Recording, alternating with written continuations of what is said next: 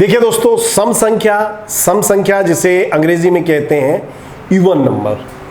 तो जिस संख्या का इकाई का अंक 2, 4, 6, 8 अथवा 0 हो उसे हम सम संख्या कहते हैं। विषम संख्या ने ओड नंबर। जिस संख्या का इकाई का अंक यानी इनके अलावा की जो संख्या है विषम संख्या हो जाएगी। यानी इकाई का अंक 1, 3, 5, 7, 9 इस तरह से होना चाहिए। फिर अविभाज्य संख्या, जिन संख्याओं के मात्र 2 ही अवयव हों। जैसे आपको उदाहरण बताऊं, 3 को हम 1 और 3 से ही डिवाइड कर सकते हैं, तो ये अविभाज्य संख्या है। 5 को हम 1 और 5 से डिवाइड कर सकते हैं, ये भी एक अविभाज्य संख्या है।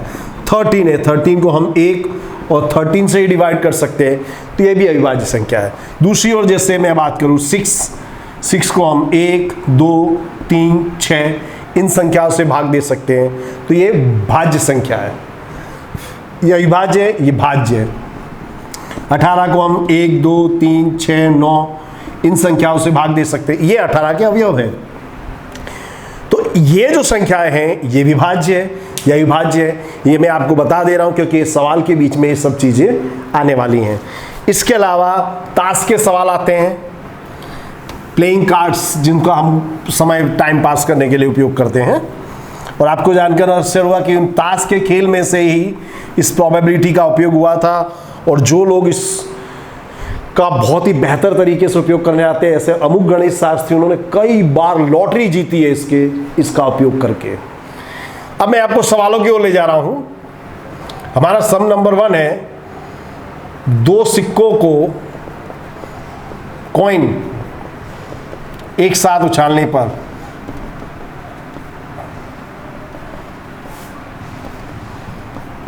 दो छाप आए, छाप यानी हेड, एक छाप आए, उसकी संभावना ज्ञात करो।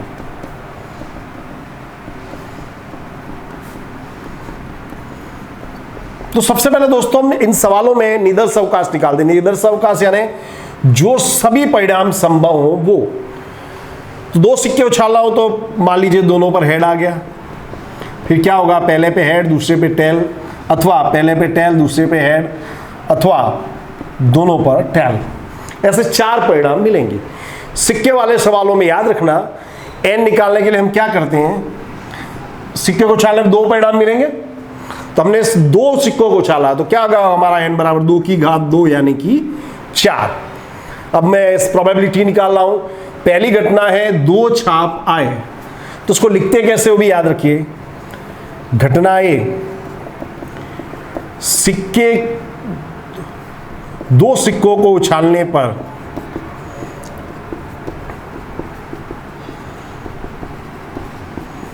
दो छाप आए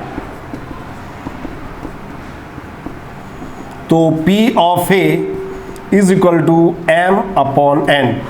M अपॉन N लिखिएगा, थियरी लिखने की जरूरत नहीं है। कुल परिणाम सानुकूल परिणामों की संख्या बटे कुल परिणामों की संख्या, ऐसा नहीं, M अपॉन N से हम लोग काम चलाएंगे। तो हम जानते हैं N है हमारा 4 और M कितना है, 2 छाप वाला, मात्र एक ही परिणाम है, 1/4। This is our answer. Next देखिए, एक छाप आए तो हम लिखेंगे 2 सिक्कों को एक साथ उछालने पर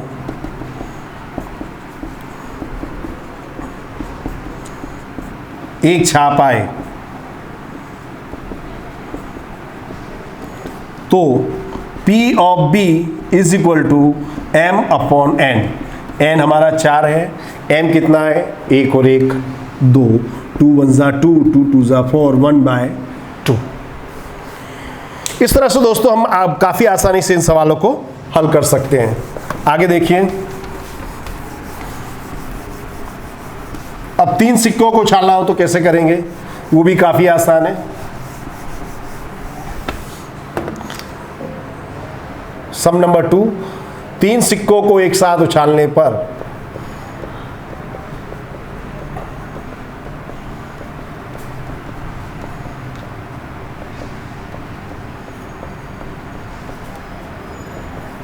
दो छाप आए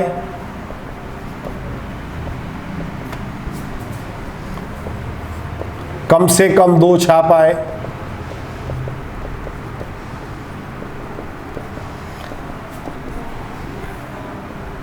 और 1 छाप आए, उसकी संभावना ज्ञात करो।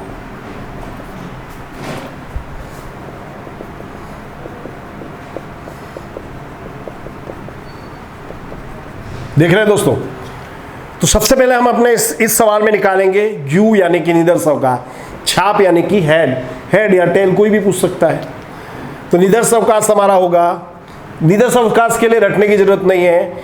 यहाँ हमारा n बराबर होगा 2/3, मैं आपको बता चुका हूँ 2 रेज़ टू दी पावर 3, 2 की घात 3 यानी कि 8।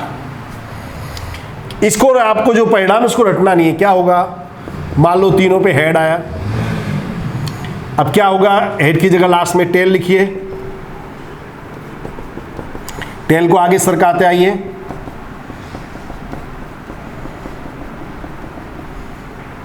फिर क्या हो सकता है कि मान लो तीनों पर टेल आया और लास्ट में आ गया हेड, फिर हेड को आगे सरकाते आइए,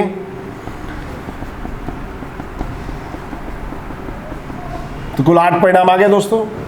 तो इसको आपको रटना नहीं है, इसको समझना है और हमेशा याद रह जाएगा। अब हम निकाल रहे हैं घटना ए। 3 सिक्कों को उछालने पर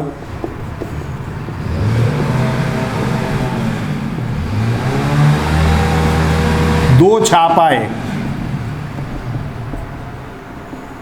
P of A is equal to m/n, n है हमारा 8, दो छाप वाले कितने परिणाम है, 1 2 3, 3/8, ये हमारा आंसर है।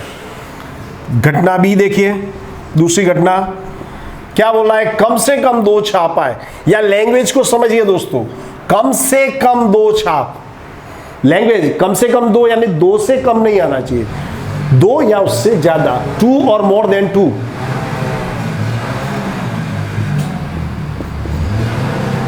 कम से कम 2 छाप आए, तो P of B is equal to m/n, n है हमारा 8, और 2 छाप वाले कितने परिणाम है दोस्तों, 1 2 3। मगर लैंग्वेज समझिए क्या बोला, कम से कम 2 यानी 2 या उससे ज्यादा, 2 वाले लिए, अब उससे ज्यादा वाले लेंगे तो ये भी इसमें आ जाएगा। तो यहां पे इस घटना के लिए हमारे पास m बराबर होगा 4, 4 1 जा 4, 4 2 जा 8, 1/2। क्लियर दोस्तों? इस तरह से हम कर सकते हैं। अब है हमारी तीसरी घटना, घटना C। 1 छाप आए, 3 सिक्कों को उछालने पर